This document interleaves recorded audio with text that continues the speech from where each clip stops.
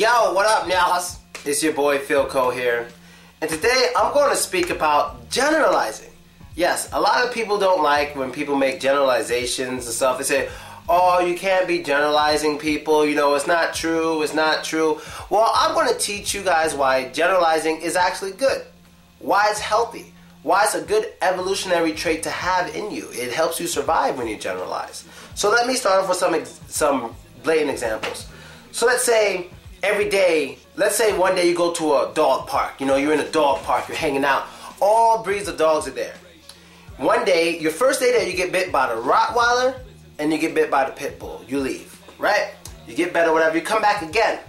Next day, you get bit by the Rottweiler and you get bit by the Pit Bull again.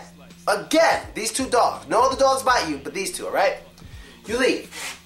So you come in again, and this time just the Pit Bull bites you, right? And then you leave. Now, this person now has a choice before they go into this dog lot to choose any dogs that they would like to be tied up prior to them going in there, right? Now, this person would be an idiot to not tie up the Pit Bull or have the Pit Bull and the Rottweiler tied up. And this is what other people will say if they were against them tying those dogs up. One time, the Rottweiler owner would probably say, oh, that's messed up. You think he's going to bite you? He didn't bite you that one time. He didn't bite you that one time. It was the Pit Bull. He bit you 3 times. You got to tie him up. But my Rottweiler, why'd you tie him up? He didn't bite you last time. He knows better. But it's intelligent to assume something's going to repeat based on the amount in which it's happened to you in the past.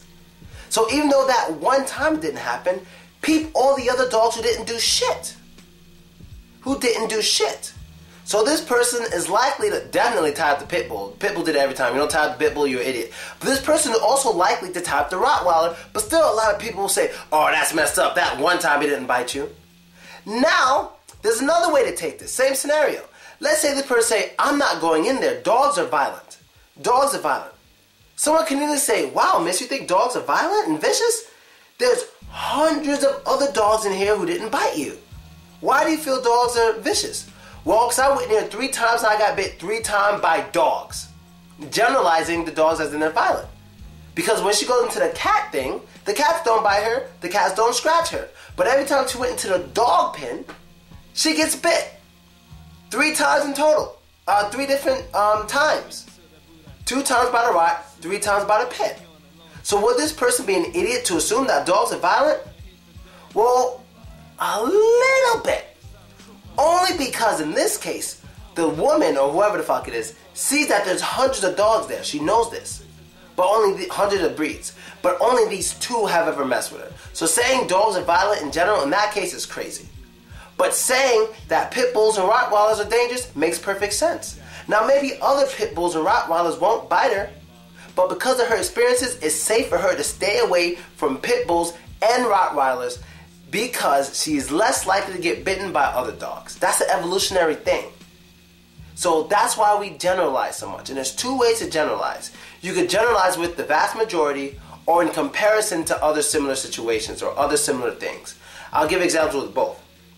Let's say 1 out of every 20 Americans like fast food. 1 out of every 20 just love fast food, right? On average, that's the average, right? But 1 out of every 5 Americans specifically love McDonald's. 1 out of every 5 Americans specifically love McDonald's, all right? 1 out of every 5 love McDonald's, okay? And the 1 out of every 20 is on average of Americans who like fast food. But the 1 out of 5 is just specifically McDonald's. Would a person be an idiot to say people love McDonald's? Now, even though only 20% of the population like McDonald's and 80% don't, would it be foolish to say that people like McDonald's? No, it wouldn't be foolish. Why? Because in comparison to the amount that people love fast food in general, it's much higher than that. It's much higher. For a fast food chain, now these aren't real numbers, I'm just giving examples. But for a fast food chain, that's extremely high, and it makes perfect sense to say something like, people love McDonald's. Even though only a minority of us do, it makes sense in that case to say people love McDonald's. The other time you can generalize. Let's say you can say something easy. Black people are known to have dark skin. Black people are known to have dark skin. Now, I'll say that's true about, or let's say black people are known to have brown or darker skin. Let's say that. I would say that's true about 90% of the time. But because 10% of black people have a really light skin color, and some of them even have a white skin color, albinos and whatnot, is it wrong to think that, or even say that, you know, black people generally have brown to dark skin color? Would that be wrong? No. Because the vast majority of blacks have that. So generalizing not only is kind of a smart thing to do, because in life what you got to do is you got to play the odds. Everyone, every day of your life, you're gambling and you're playing the odds. And generalizing is a part of that. Generalizing is a part of that. So if you were here that two women, if you're a guy, two women want to date you. One woman is from the projects. She has 5 kids by 5 different guys, and she wants to date you. The other woman is a businesswoman. She has 2 cars. She's lonely. She's an artist, and she's very intelligent. Who are you going to, and she has no children. Who are you going to pick? Now, what most people say is, oh, that girl who has 5 kids by 5 guys, she's probably nasty, she's probably this and that, she's probably this. But you don't know that. Maybe she was raped 5 times. You don't know that. Maybe she was raped growing up, and those kids are actually children of some family member she had. Well, you're generalizing. You're generalizing there, right? Yes, you are generalizing, and it's intelligent to generalize, because the vast majority of the fucking women who have 5 kids by 5 guys didn't get raped 5 times by 5 different people. The vast majority of them have no self-control. So of course, odds are you're going to go for the businesswoman. You're playing the odds. You're playing the odds that things will be better with her. She has her stuff together. She has money. She's smart. She has an education. So you think she'd be better in a relationship, or an average, and that's fine. But that's not necessarily true. You're just generalizing rich, successful, and educated people. Don't forget educated. You're just generalizing them to be generally good people or to be better in a relationship than a ghetto girl, when this fucking rich bitch could be crazy. She could be straight crazy. She could be waiting to murder you and sell your organs. But we will generalize it. With people like that, especially in comparison, we would generally say women with an education, good money, their own business, and no kids are better than a poor girl with 5 kids by 5 different guys. We all generalize. Who would say, oh, you should give them both a shot? Are you fucking kidding me? Would you tell your child that? Would you tell your son, oh, try both of them? Fuck no, you wouldn't tell your... If you told your child that, you're a fucking idiot. We all generalize a little. We all do it. We all generalize a little. We just got to understand what generalizing is. We got to understand that it's healthy. We got to understand that it's healthy, and it's part of why we survive. You know, if you don't generalize snakes, you be an idiot. You know, a lot of snakes and a lot of other little insects, whatever, they have colorful patterns, and it's like a warning that they're poisonous.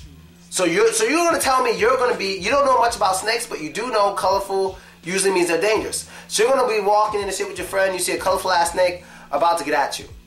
Now you could pick it up and pet it and play with it, or you could run away. And your friend's like, oh, I think we should run away. Are you going to be like, nah, man, you're generalizing. Not all snakes with colorful patterns are dangerous, man. You're generalizing, man. You're generalizing in the hospital. Dumbass. Now, of course, not all of the colorful snakes have venom, but most of them do. That's what generalizing is all about. You either generalize it per the percentage of itself or in comparison to something similar. That's it. I don't even know why I made this video, but I'm just saying, people always, you shouldn't generalize it. Everybody fucking does it. It's actually healthy, okay? But one more thing before I go. It's best to say most or usually. So if I generalize black women as being loud, I would say, or most, usually, or too many. I would say too many black women are loud. It's a stereotype for a reason. Too many black women are loud. Something like that. That's generalizing, but at least you're not saying all. Because, you know black women, not all of us, not all. It's like, okay, that's great, but too many. That's the problem, okay? So that's my video about generalizing, and I'm done. Later.